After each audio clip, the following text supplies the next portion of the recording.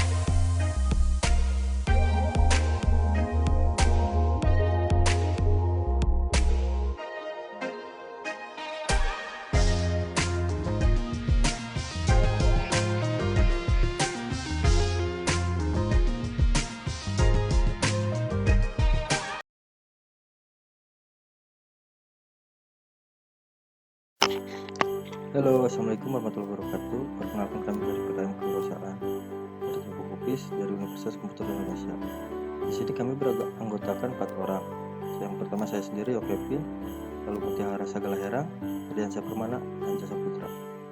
Baik, mari kita bahas sedikit tentang bolu kopis. Bolu pada umumnya berbahan dasar telur, tepung, dan terigu. Melihat pasar itu, kami berinisiatif membuat bolu dari bahan dasar kulit pisang. Nah, di sini ada aspek pasar dan pemasaran, terdiri dari STP dan 4P.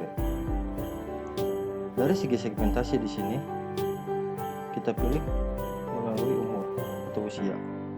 Lalu targeting di sini adalah masyarakat. Positioningnya adalah makanan yang murah, legit, dan nikmat. Produk dapat dilihat sudah dalam bentuk kemasan. Harga di sini mulai dari 10.000 sampai 300.000. Flashnya melalui online dan offline jika memungkinkan. Promosi yang dilakukan melalui sosial media dan mengadakan diskon. Lalu ada aspek teknis. Aspek teknis di sini dapat dilihat dari sebagai berikut, yaitu alat dan bahan yang digunakan, lalu ada proses produksi. Aspek finansial di sini yaitu terdiri dari cash flow. Apa sih itu cash flow? Cash flow itu adalah bagaimana cara kita mendapatkan hasil itu dan pada periode berapa kita akan balik modal. Nah, dapat dilihat dari tabel BEP, kita akan balik modal pada periode ke-8 pada penjualan ke-58. Sekian dan terima kasih.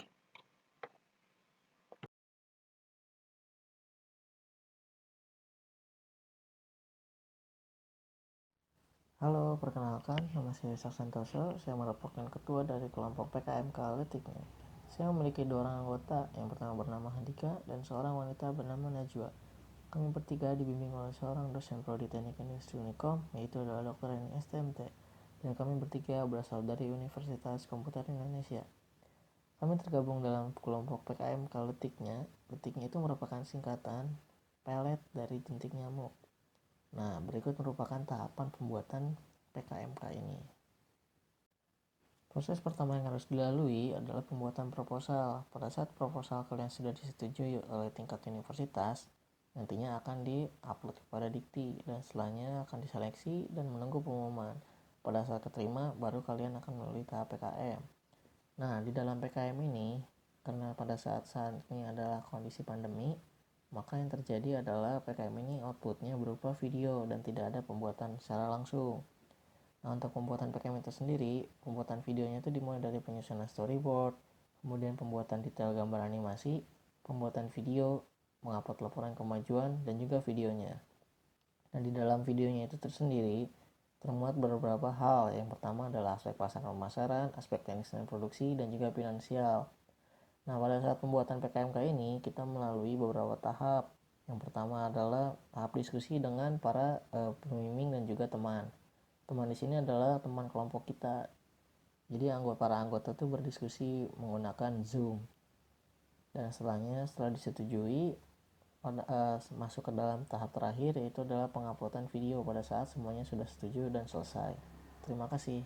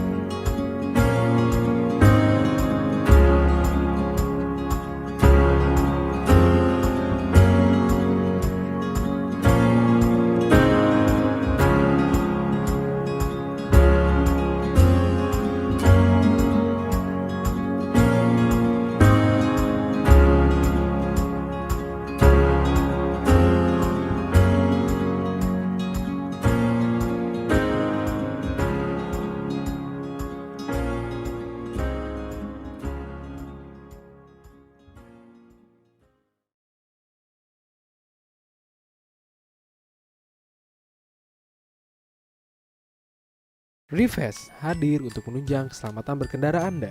Reves sendiri terdiri dari beberapa sistem.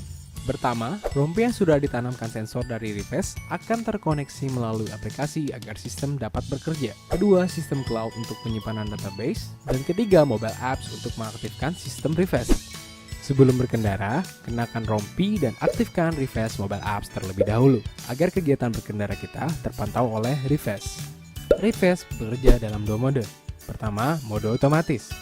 Ketika kita dalam perjalanan dan terjadi kecelakaan, sistem Reves secara otomatis akan mengirimkan notifikasi dan lokasi kepada pihak kepolisian, keluarga, dan sesama pengguna Reves untuk mendapatkan bantuan secara cepat dan tanggap. Selain itu, mode ini juga bisa mengetahui rata-rata berkendara sang pengemudi. Yang kedua, mode manual. Mode ini dapat diaktifkan ketika sedang dalam ancaman saat berkendara. Kita juga dapat menekan panic button yang terdapat pada rompi dan otomatis akan mengirimkan notifikasi dan lokasi kepada pihak kepolisian. Reves tidak hanya untuk kendaraan bermotor beroda 2, tetapi tersedia juga untuk keselamatan berkendara saat menggunakan mobil dengan fungsi yang sama. Reves, your smart driving system.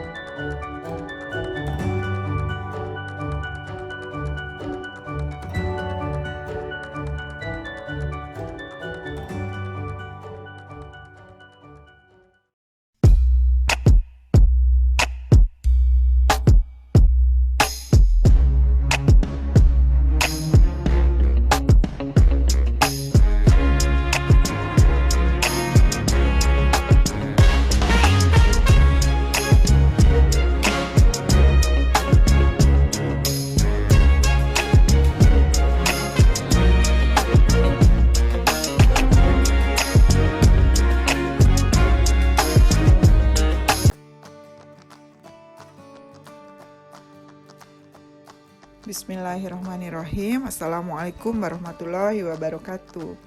Perkenalkan, nama saya Reni Dwi Santi. Saya adalah dosen dari Prodi Manajemen yang kebetulan sekarang saya dipercaya untuk mengurus mengenai hak kekayaan intelektual dan inovasi produk riset di Unikom.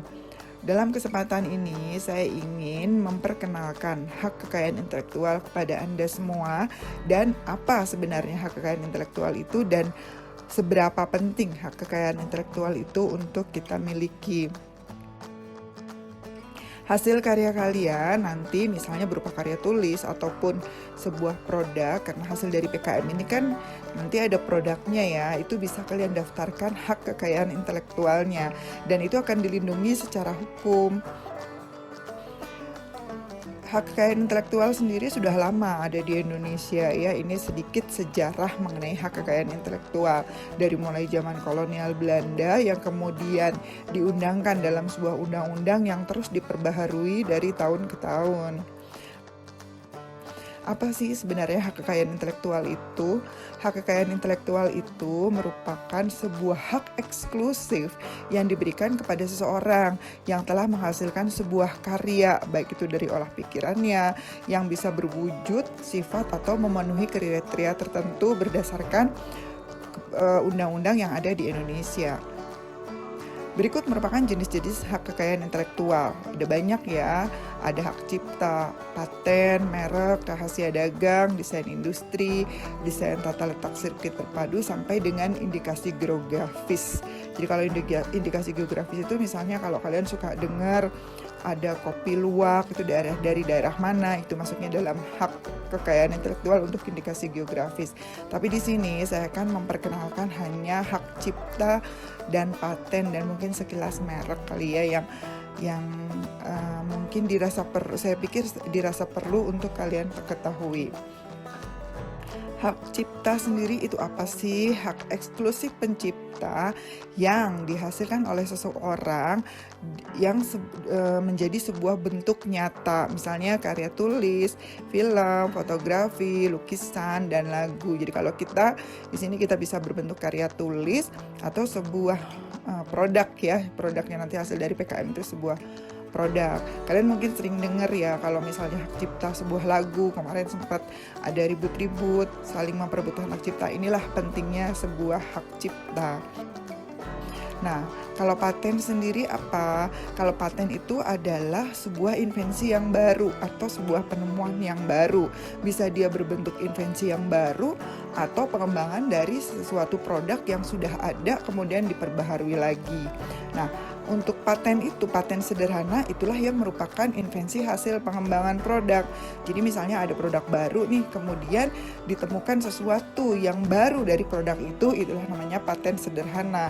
Contohnya kayak misalnya penemuan teknologi pada penerapan pada celana jeans yang berfungsi menguatkan jahitannya. Nah, pada masa itu celana jeans tidak tahan lama jahitannya. Atau yang baru-baru ini pada masa pandemik ini ya. Kalian mungkin beberapa waktu yang lalu sempat melihat ada kalau kita masuk ke sebuah kotak gitu kan, terus kita disemprot disinfektan. Nah, penyemprot disinfektannya itu sebuah paten sederhana dan sudah dimiliki oleh seseorang. Nah, kalau ini merek itu pasti kalian sudah tahu ya, merek itu. Jadi itu adalah sebuah tanda untuk sesuatu berupa logo, gambar gitu ya. Jadi kalau kalian lihat nih ada 3 garis, strip garis miring gitu, kalian pasti sudah bisa mengenal itu sebuah milik Adidas. Atau kayak apel yang digigit separuh itu mereknya Apple gitu ya. Jadi itu yang untuk sebuah produk itu gampang dikenal. Ini ada rahasia dagang, nanti bisa kalian baca sendiri. Kemudian ini desain industri, desain tata letak sirkuit terpadu, indikasi geografis. Kemudian ini merupakan gambaran umum cara mendapatkan HKI, dari mulai mengisi sebuah form gitu ya, kemudian kalian dilihat kelayakannya sampai nanti kalian mendapatkan sebuah sertifikat hak kekayaan intelektualnya. Berikut merupakan tarif HKI. Ini sejauh ini tarifnya seperti ini ya, mudah-mudahan kebaca. Nanti kalau misalnya ada yang tidak jelas mungkin bisa ditanyakan ke saya di ruangan. Ini merupakan manfaat HKI. Dari mulai produk atau hasil karya kita mendapatkan perlindungan hukum atas ciptaan kita sampai pada mendatangkan sebuah penghasilan untuk kita ya, itu keuntungan untuk kepemilikan HKI.